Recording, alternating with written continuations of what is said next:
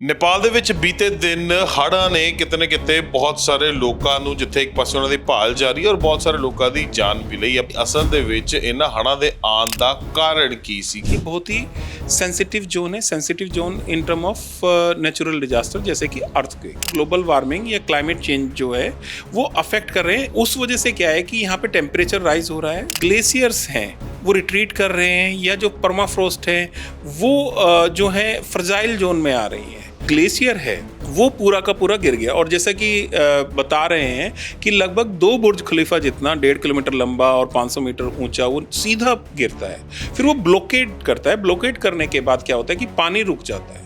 तो वो जब पानी रुकने के बाद जो ग्लेशियर का पानी और रिवर का पानी जो उसने रोका बेसिकली, तो वो बाद में एक फ्लो के साथ नीचे आना शुरू।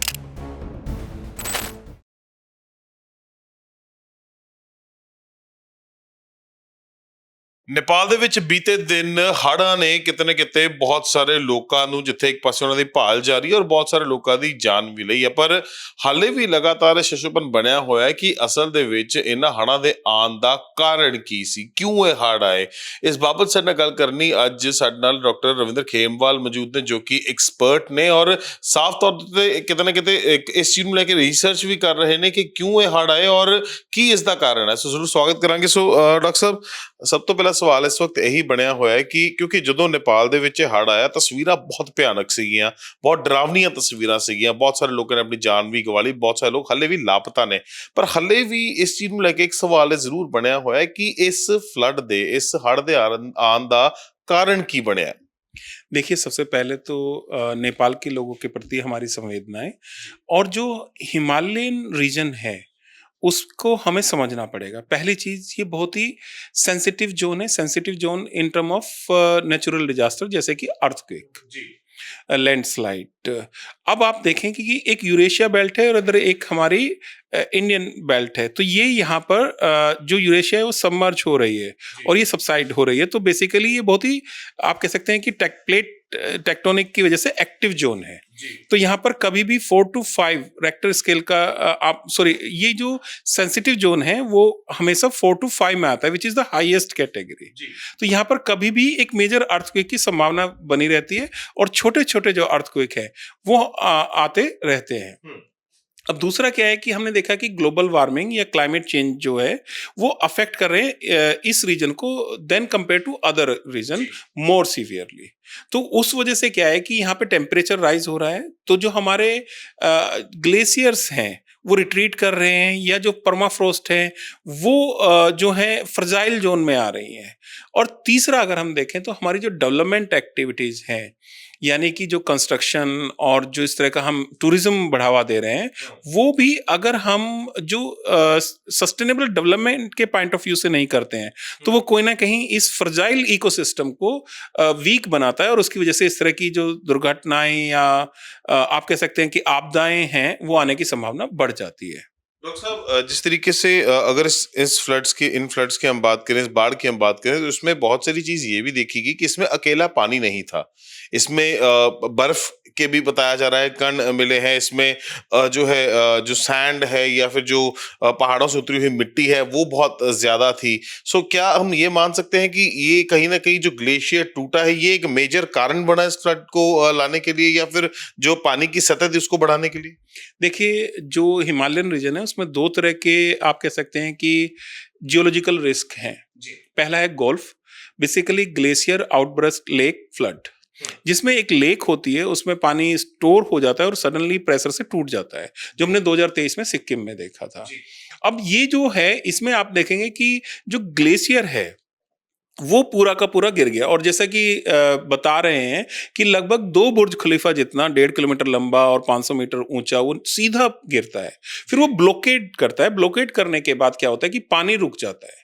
तो वो जब पानी रुकने के बाद जो ग्लेशियर का पानी और रिवर का पानी जो उसने रोका बेसिकली, तो वो बाद में एक फ्लो के साथ नीचे आना शुरू हुआ।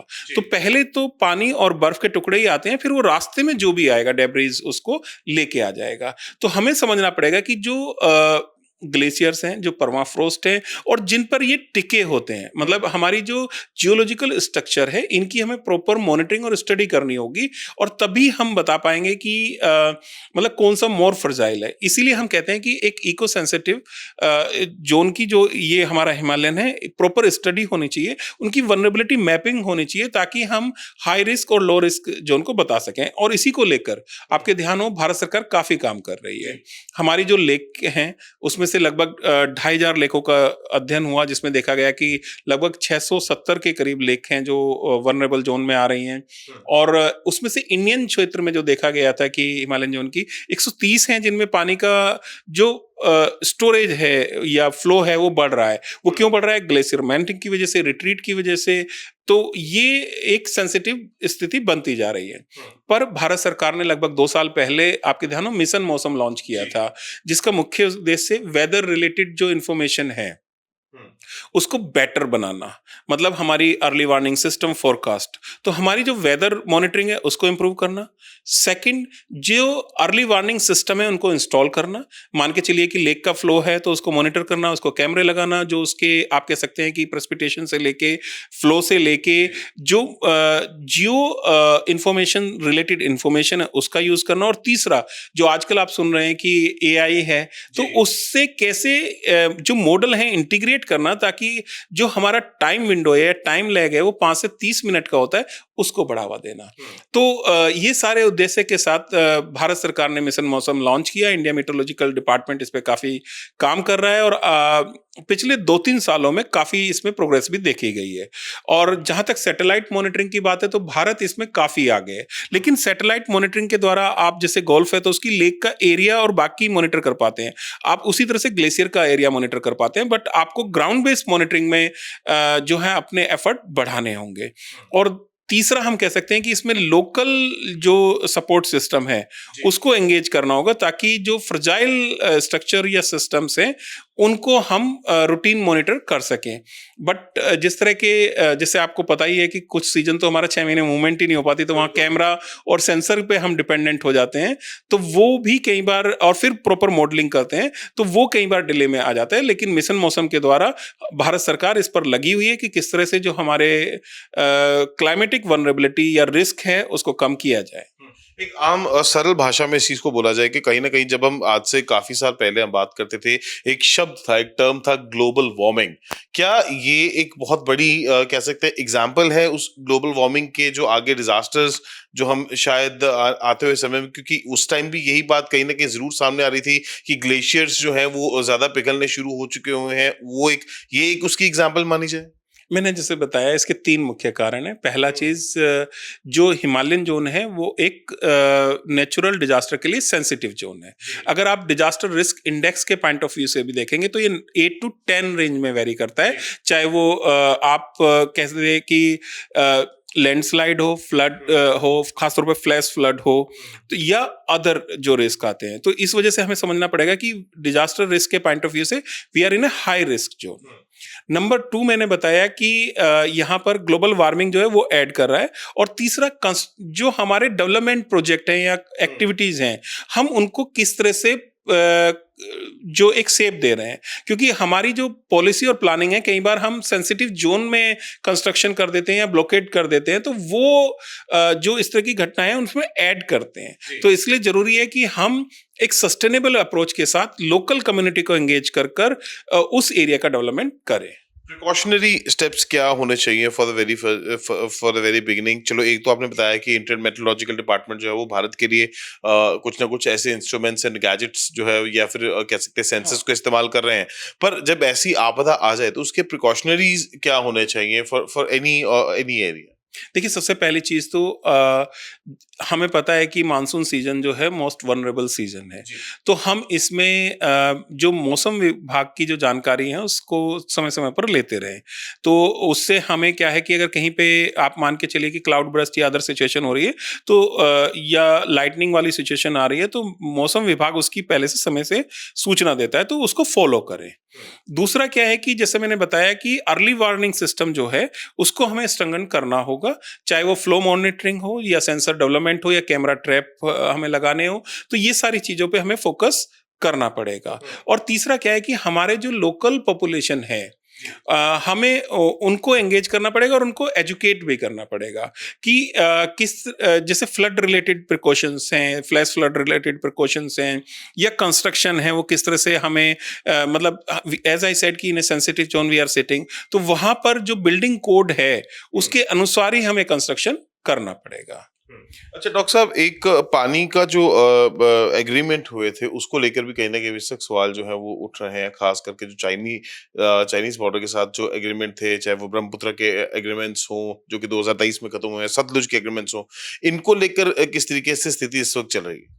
देखिए, हमारे जो अगर हम देखें तो इंटरनेशनल एग्रीमेंट होते हैं ग्लोबल सर्कुलेशन मॉडल में, हर कंट्री अपना डाटा देती है। Even during the war we provided the data to Indian meteorological और जो इंटरनेशनल मेट्रोलॉजिकल ऑर्गेनाइजेशन है उसको प्रोवाइड करते हैं, और वो डाटा फिर सभी देशों को, चाहे वो भारत हो, पाकिस्तान हो, चाइना हो, उनको देता है। अब हम बात करें कि करंट सिचुएशन में, तो इंडियन जो एग्रीमेंट थे वो 2020 में सतलुज का और 23 में ब्रह्मपुत्रा का जो है अपना टेन्योर पूरा कर चुके थे। तो उसके बाद जो है डिस्कशन चल रहा है, और मुझे लगता है कि इस पे जरूर बातचीत निकल के आएगी कि हमें इनके फ्लो का, वहां पर प्रेसिपिटेशन का और जो बाकी पैरामीटर का जो डाटा है वो जल्दी मिलना शुरू होगा। लेकिन ऐसा नहीं है कि भारत अगर ये डाटा नहीं है तो वीक पड़ जाएगा।